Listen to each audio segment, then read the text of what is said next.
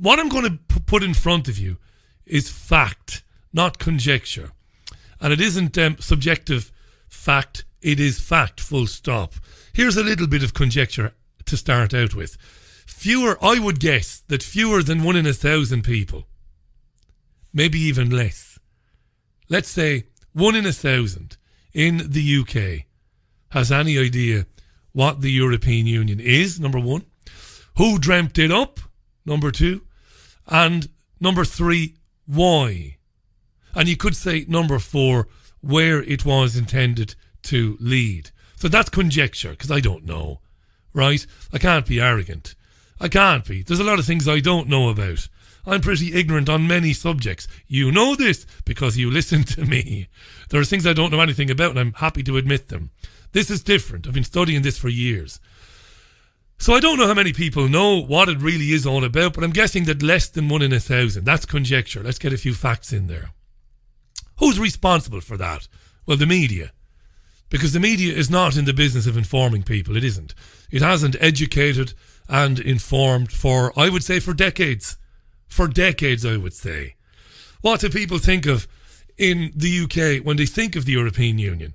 If you asked a friend of yours who gets their information from mainstream sources and has never heard of anybody like Richie Allen, or why would they, or anybody else, if you mention EU, it's like a game you play with children. I will say a word, you say the first thing that comes into your head.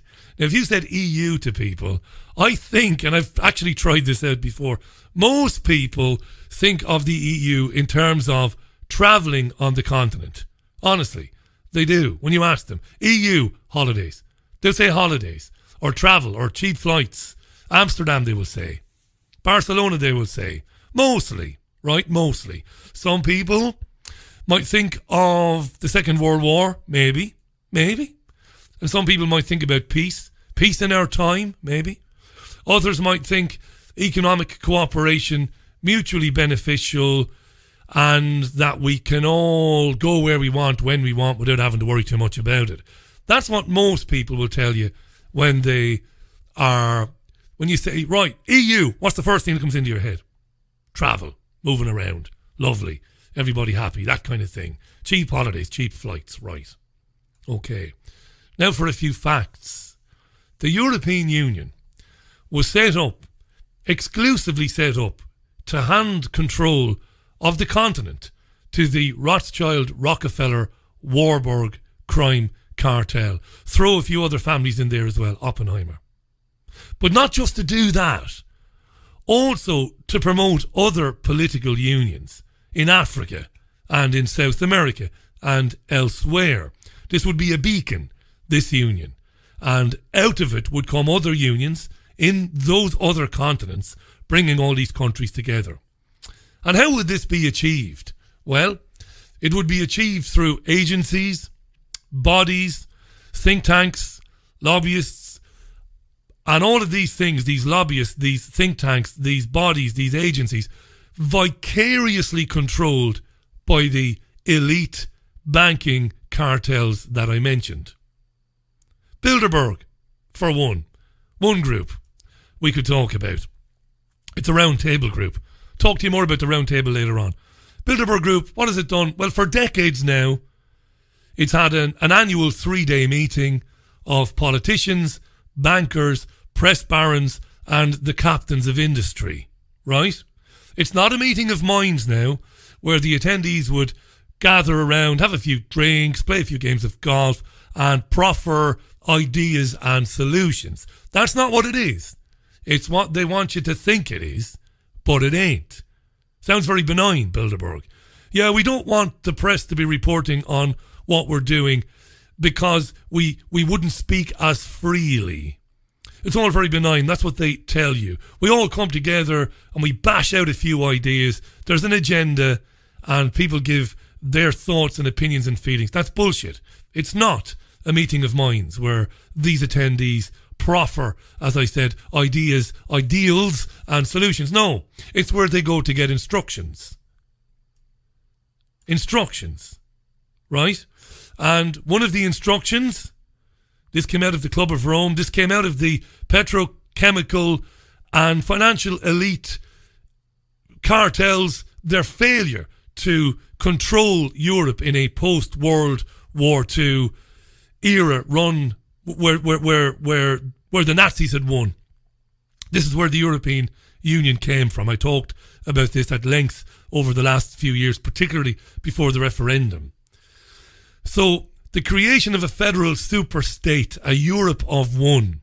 How best do you control hundreds of millions of people?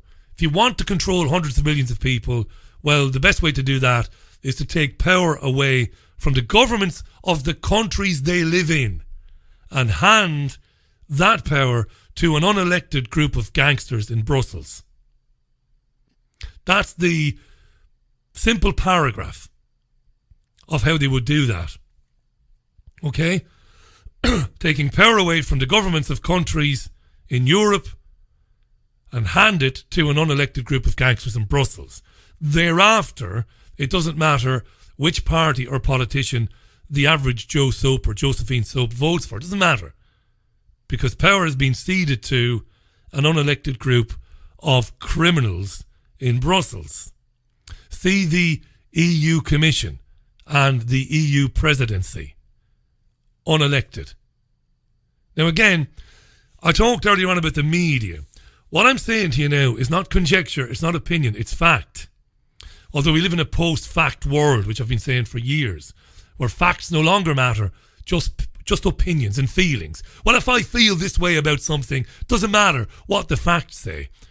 What I'm telling you is fact.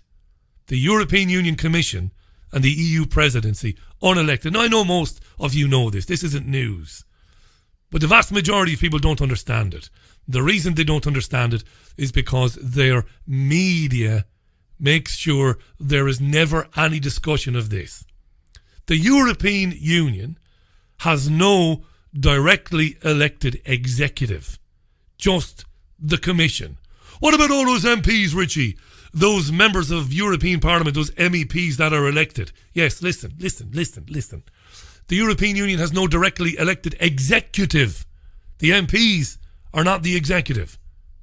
The MPs, over 750 of them, that's the MEPs, can't propose laws. Do you understand that? Remember that.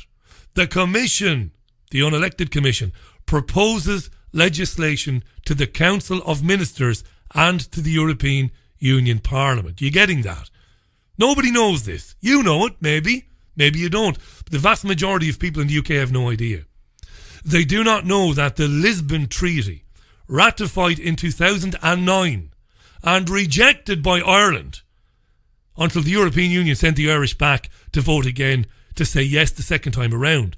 The Lisbon Treaty ratified this madness in 2009. It cemented the Commission in law, and it cemented it in a way that it can never be changed, nor can the people of Europe ever elect the 27 commissioners.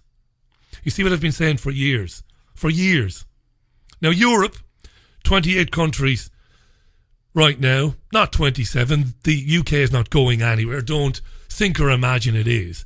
Europe is now under the control of 27 unelected commissioners.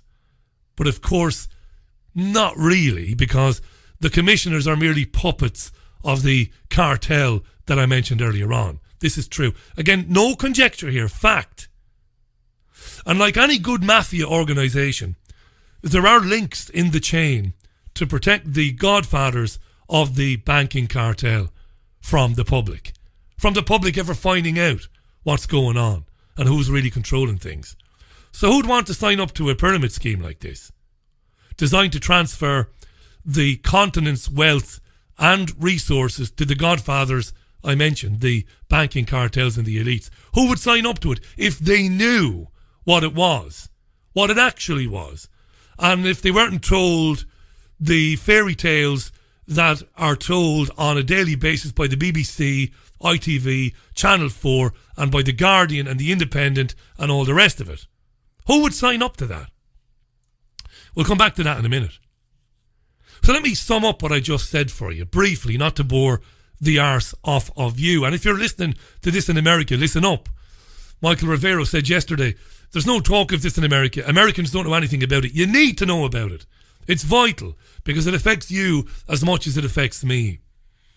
So briefly, I'll sum it up then. The European Union is not ruled by elected officials, but by commissioners, unelected commissioners, who take decisions in closed rooms with the blinds pulled down. And in there are unelected diplomats and unelected civil servants. Who do the diplomats and the civil servants answer to? I'm sure you know the answer, right? Right? Right. Summing up again, the supreme decision-making body of the European Union is the European Council. Now that is formed by the heads of government of the EU countries. They meet in private, so you have no idea what's going on and what deals they make between them. Secrecy is their credo. All of their meetings, every one of them, the Council of Ministers meetings, which adopts, basically when the Council of Ministers meet, it is to adopt all the laws of the European Union. They meet in secret, no recording, no minutes taken, mafia. And nobody has ever said this on the BBC, on Channel 4, on Sky News. Nobody's ever written about this in The Guardian or The Independent. This is true. People cannot be allowed know about this. You might know about it because you've looked into it. Because you've heard programs like this over the years. You've done a bit of reading. You understand it. And to repeat,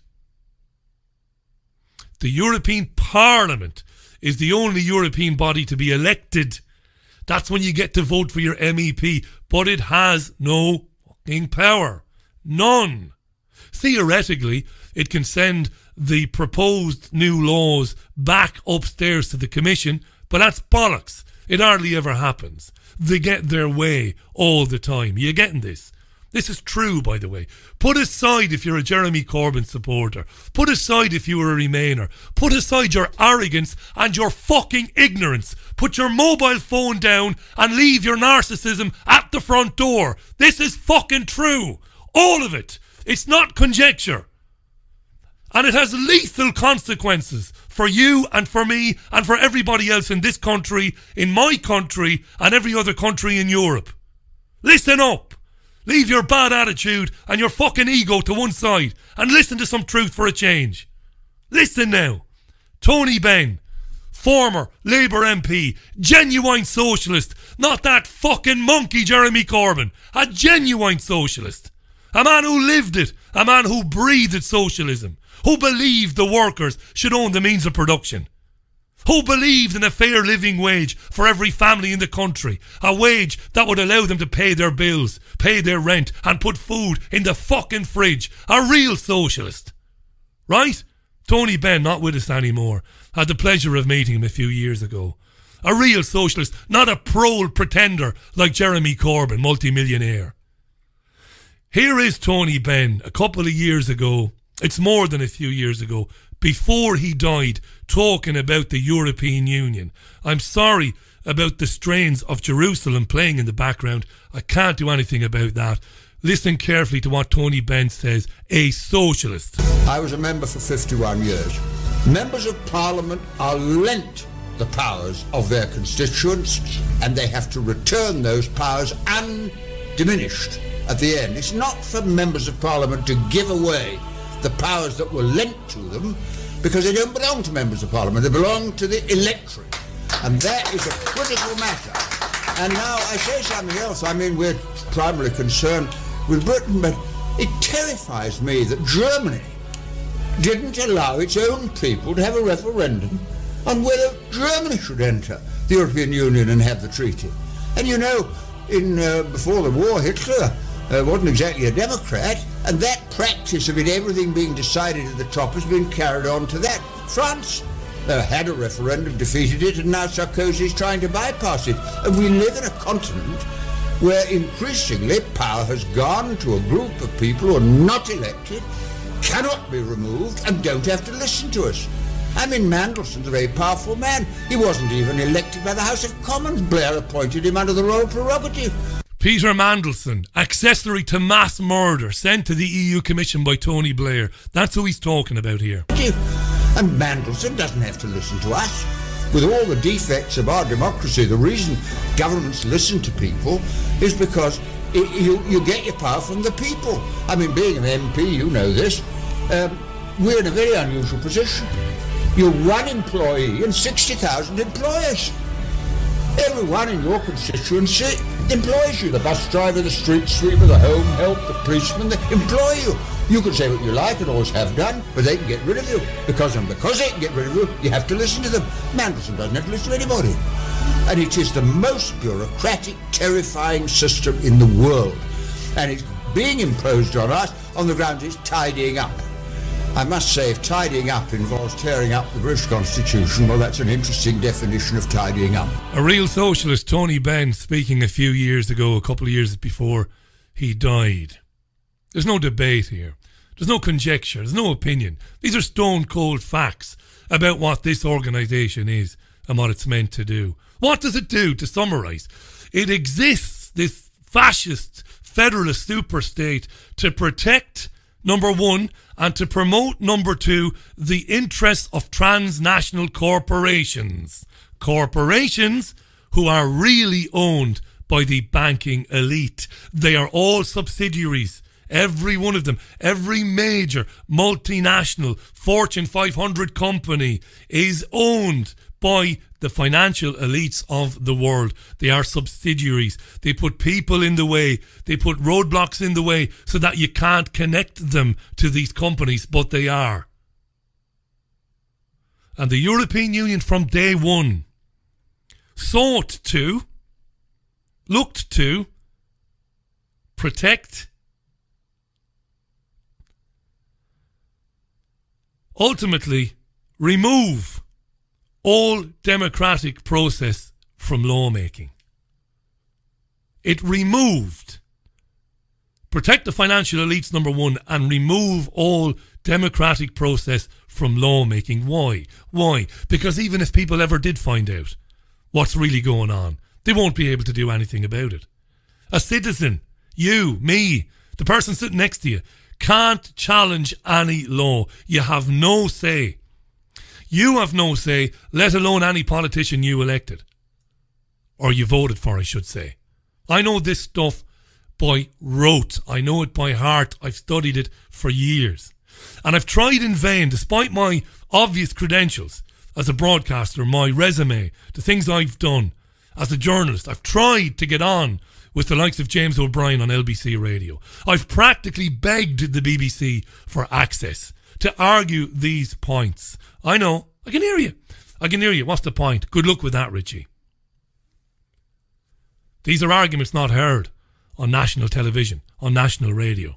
And it's a massively important story. Whether you listen to this show in Australia or Timbuktu, you have 28 countries rolled into one, and the European Union wants the rest to join, and soon. It's a federalist superstate. It rules by fear and by poverty, by loaning countries hundreds of billions of pounds or dollars that those countries can never ever pay back. And then it's gotcha. You're in forever. You can't go anywhere. You can't move. You can't breathe. We'll cut off the oxygen. We'll give you a bailout on top of a bailout on top of a bailout. We will fuck you so fucking bad you'll think there's an elephant standing behind you. And then what we'll do is we'll do it again. And we'll keep doing it until everything of any material worth in your country is handed over to us in exchange for your debt, which never existed to begin with. How can anyone ever argue in favour of a group of unelected gangsters deciding farming and fishery policies for the UK, environmental laws, and so on, so on? How could you argue for that? How could you argue for a group of gangsters, 27 gangsters in Brussels, sitting around saying, well, we're going to make these rules about farming now? How could you accept that? And I could spend time now talking about how Edward Heath, satanic paedophile and child murderer, was blackmailed into taking the UK into the EEC back in 1972 to 73 on unbelievably unfavourable terms. That's another way this whole cartel operates. It's why you scratch your head and you wonder why certain politicians who should know better argue in favour of the European Union. Some of them, not all of them, but some of them will be compromised. Compromised how? Well, financially compromised maybe. Maybe compromised because of their extracurricular activities maybe. Some of them, not all of them, will be compromised. It's worse in Ireland. I'm a proud Irishman. I'm an Irish Republican. I believe in a united Ireland. You know now, I couldn't give a shit now if the north of Ireland is ever under Irish control. I couldn't give a shit, to be honest. Why? Because my country is the ultimate bitch for the European Union. A vassal state. Successive criminal governments in my country took these loans from the cartel, loaded the country with debt, created fake bubbles like the Celtic Tiger, and now handed the country and all the country state assets to the EU and its cronies. That's what we've done. Ireland is a joke. Oh, and by the way, the Irish finance minister can't draft an annual budget for the country without the European Union approving it. Right? Right? Sovereign nation? Are you shitting me, really? Bit heated there, Richie, the language. Yeah, a little bit heated, a little bit of language, but every single thing I have said is irrefutable. This is what this cartel is there to do. It is a march towards a one world government where sovereignty will be a thing of the past. That's what it is. The European Union, as I said, it's a blueprint for the rest of the world, for these unions around the world. Ultimately, knock hundreds and hundreds of countries into 5 unions, then 3, and then 1. One world government. How will they sell that? How will they sell that? How have they sold it? How will they sell it? Well, they'll sell it through the necessity of uniformity. What does that mean, Richie? Stop talking like an arsehole. Well, the necessity of uniformity. Uniformity on what? Uniformity on policy. Or uniformity of policy. What policies? Climate change. Climate change. International terrorism. Cyber security. And so on, so on, so on. Necessary uniformity. We need to be together on all these things. What things? Terrorism, climate change, extinction, cyber security. That's how they'll sell it to you. Think I'm bullshitting? Here's Herman Van Rompuy. Do you remember him? What a beauty he was. Herman Van Rompuy was the first beneficiary of the ratification of the Lisbon Treaty. Say that in English, Richie. Well, he was the first president of the European Council. Here is Herman Van Rompuy speaking in November 2009. Have I lost you? Are you still with me? It gets better. Herman Van Rompuy, first president of the European Council, speaking in November 2009. We're living through exceptionally difficult times. The financial crisis and its dramatic impact on employment and budgets, the climate crisis which threatens our very survival. A period of anxiety, uncertainty, and lack of confidence. Yet these problems can be overcome by a joint effort in and between our countries. 2009 is also the first year of global governance, with the establishment of the G20 in the middle of the financial crisis. The climate conference in Copenhagen is another step towards the global management of our planet. The global management of our planet, did you hear that? The climate conference in Copenhagen is another step towards the global management of our planet. Yeah. That was back in 2009. Now, they already practice a sort of one world government with the United States at the head of it, or appearing to be at the head of it. Don't start shouting at your radio, your phone, or your computer. Calm down. I said the US appears to be at the head of it.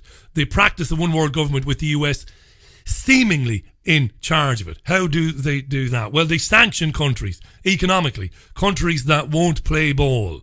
That's one way of world government, but it's not enough for them. But you won't hear any of this in the media, because the same financial elites own the media as they do. And you're not going to like this either, dear listener, but I couldn't care less. They own the independent media too, or 99.98% of it. They do. How do they do that? Well, they create identity groups. They create identity groups out of which spawn seemingly independent media organisations. On the alt-right, on the far left, MAGA supporters and all that crap, Corbynistas and all that garbage. When have you ever heard Steve Bannon, Breitbart, Stephen Yaxley Lennon, the Muppet Tommy Robinson talk about any of what I have just told you? Never. Never. Even if some of these people seem to be or claim to be in favour of the UK leaving the European Union, they'll never tell you what I told you. Never. They will tell you, and it's the same, by the way, for Jeremy Corbyn and the goon Seamus Milne that used to write for The Guardian, and their puppets in the left-wing media, Owen Jones and the like. They'll all tell you the same thing at the end. What will Steve Bannon, Breitbart, Lawrence Southern, Stephen Yaxley dickhead, what will they tell you? What will they also tell you, along with Corbyn and Seamus Milne and Owen Jones? Do you know what they'll all tell you? Do you know what they'll all tell you at the very end of it? They will tell you to support a politician. They will endorse a politician or a political party. And while you're screaming at one another on Twitter, arguing over politicians, all controlled by the same hidden hand, by the way, who doesn't care who you vote for, while you're doing that, the agenda rolls on. And you're clueless. I don't mean you, dear listener. Pejoratively. Clueless. Clueless. Clueless. Trump is the man. MAGA is real and all that crap. No, it isn't. Clueless. That's what they do.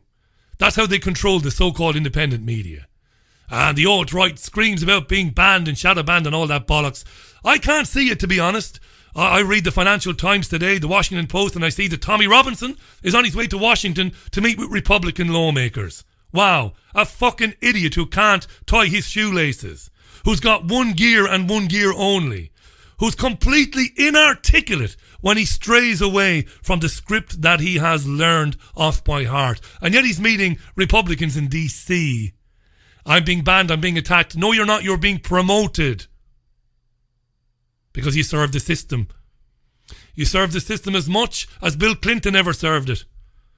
As Barack Obama ever served it. Because you promote the left-right paradigm, you promote politics, you promote elections, and you promote the establishment. So they don't care. That's how it works. I've said this 1,000 times, but I've never been more passionate about it than today. Here's a bit of audio from March 2017. I've played this a dozen times, but I'm going to play it again. I've not played it for a while. This is Richard Haas, president of the Council on Foreign Relations, which is a Rockefeller Foundation created think tank which is massively influential. I mentioned the Round Table Secret Society earlier on. The Council on Foreign Relations is part of the secret society called the Round Table. Bilderberg, Club of Rome, the United Nations, Trilateral Commission, and the Royal Institute of International Affairs, and as I said, the Council on Foreign Relations. The members of these organisations, by the way, the members of all of these 6 organisations include very influential people in politics, in business, in banking, in the military, in the media, and in education. Right? Right. Council on Foreign Relations, very important. Richard Haas has headed up that group since 2003. Spoke to Goldman Sachs last year at an event organised by Goldman Sachs. And he talked about New World Order 2.0. Remember this? We need to think about order very differently in the 21st century. And for the last few hundred years, order was premised on a very simple idea. Big idea, and an innovation when it came up in the 17th century. But it's the idea that this is a world of nation states, and that the organizing principle, the ordering principle will be sovereignty. And essentially, states will not use force to change borders of other states, and states will respect the borders of others, not just physically, but they'll respect it in a larger sense. They won't be interfering. They'll essentially leave what happens within other states to that country alone. It's kind of live and let live, hands off reality. And that was a big idea when it came around in the mid-17th century. It was obviously violated over the next 300 plus years, but it's still a good idea. Saddam Hussein violated it when he went into Kuwait. It was a costly decision. And again, Russia violated it more recently. And we don't want to have a world where this is violated regularly. Still a good idea, thank God. Countries live and let live, respect the sovereignty of other countries, don't tell them what to do, and we don't want a world where sovereignty is violated regularly, said Richard Haas. But my argument in the book is that's all good, it's still necessary, but it's no longer sufficient. That if you live in a world of globalization, to make a long story short, nothing stays local for long. If you have computer hackers on your territory, they can cause mischief or worse all over the world. If you have a poultry farm that has unsanitary conditions, certain types of diseases can break out, human transmission, it can cause a global pandemic. If you're India and you decide that your economy forces you to generate a lot more electricity, and the easiest way to do it is through coal, this will have climate change consequences for everyone else in the world, in addition to whatever environmental consequences it may have for you. As we learned on 9/11, a few blocks from here, if a government allows, or one way or another, through choice or weakness, terrorists operate out of its territory, those terrorists can cause havoc halfway around the world. As we saw in Syria, if you have massive flows of refugees, it can destabilize other parts of the world, as we're now seeing in Europe. So my argument is simply, while we need to respect sovereignty and not, again, bring about a world where invasion is commonplace, we also now need to build on it. And my idea is that sovereign entities need to have the obligation to make sure that nothing is allowed to go on within their territorial limits that has adverse consequences for anybody else. How do you do that, though? How do you say, on the one hand, you respect the sovereign integrity of a nation, but then say, in the next breath, nations cannot do things within their own borders as it might have a negative effect on climate or the economy or on security or whatever? So how do you respect their sovereignty and then say to India, for example, you've got to stop mining coal and burning coal to satisfy your electricity needs without invading them? This is where we get into one world government, which the European Union is a major part of. Just for anybody else. In return, nothing will go on in anyone else's territorial limits that would have adverse consequences for us. And what we want to do is set up these rules through consultations and negotiations. Here's what every sovereign entity, including the United States, is obligated to do. And we'd agree to the set of behaviors and rules or norms. And then we'd also agree, how do we incentivize countries to live up to it? How do we give them capacity, if they lack it, to live up to it? How do we penalize or deal with those who violate it? And I call this World Order 2.0, but I think this is an operating system for a world in which globalization, not just great power conflict, is the principal dynamic. It's not wrong, it's just no longer adequate. The guy's a madman. Richard Haas, he's a Zionist, you won't be surprised to hear. He's a madman. He's talking about, and of course this is a hugely influential man in a hugely influential think tank, which itself is hugely important in the Round Table Secret Society. These are the people. These are the button men for the Rothschild Rockefeller crime dynasty. These are the button men. These are the guys who deliver to politicians in DC and around the world what it is that's going to happen. And this is it. World Order 2.0. Pretend to respect the territorial sovereignty of a nation, but say that every nation must sign up to something. To what exactly? A set of rules and regulations, which include clauses and paragraphs and subsections which talk about punishments for countries that don't do what it is they are told by the group. And this is the one world government. The Rothschild Emmanuel Macron, the president of France. It staggers me that most French people don't know that this guy is a Rothschild employee and he's now heading up the French government. He's been calling for a European Union army, as has Angela Merkel the never-ending Chancellor of Germany. Long-time listeners to this programme and to my other programmes will know that I've been interviewing men and women for years who predicted that such an army would be created. Again, a massive chip away at the territorial sovereignty, the integrity of that sovereignty of countries around Europe.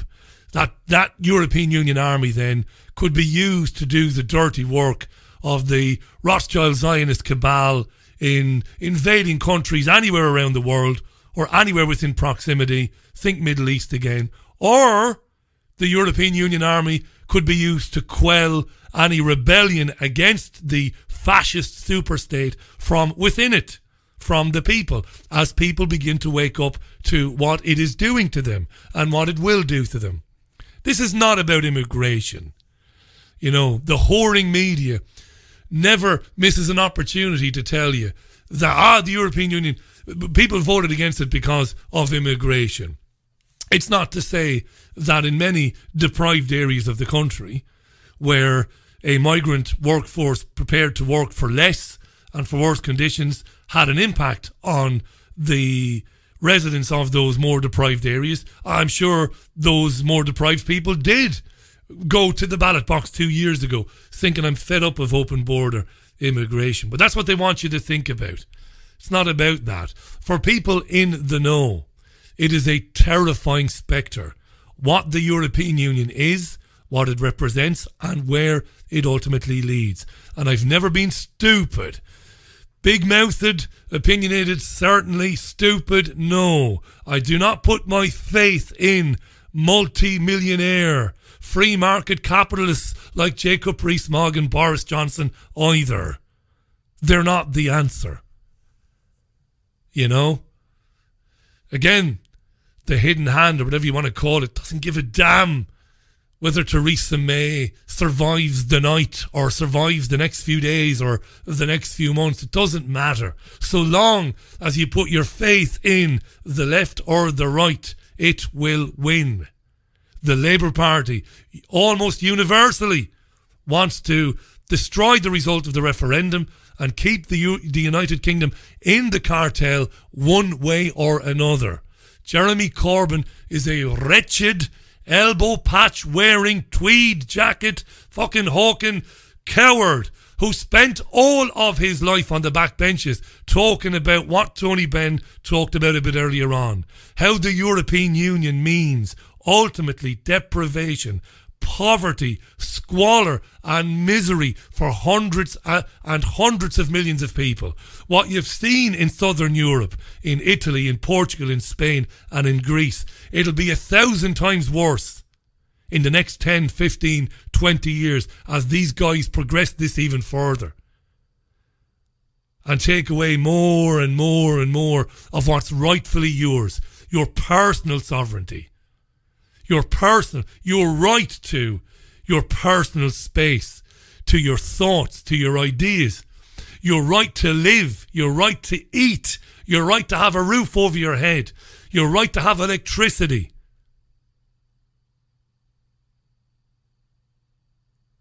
That's where it's going. And people don't know about it. And this whole debate has been reduced to screaming matches from galactically moronic people on Twitter. And by the way, many of those who are in favour of the UK leaving the Union are equally as galactically moronic as those they are screaming against, because most of those who want to leave the European Union don't really know anything about it. They don't. What I've been speaking about for the last 45 minutes, most people in this country, 1 in 1,000 if you're lucky, understands what this is, what this agenda is and where it's going. The rest haven't a clue. This is the Richie Allen Show for Wednesday, the 14th of November 2018. My name is Richie Allen. No sign of any movement at number 10 Downing Street. It might be another hour or so.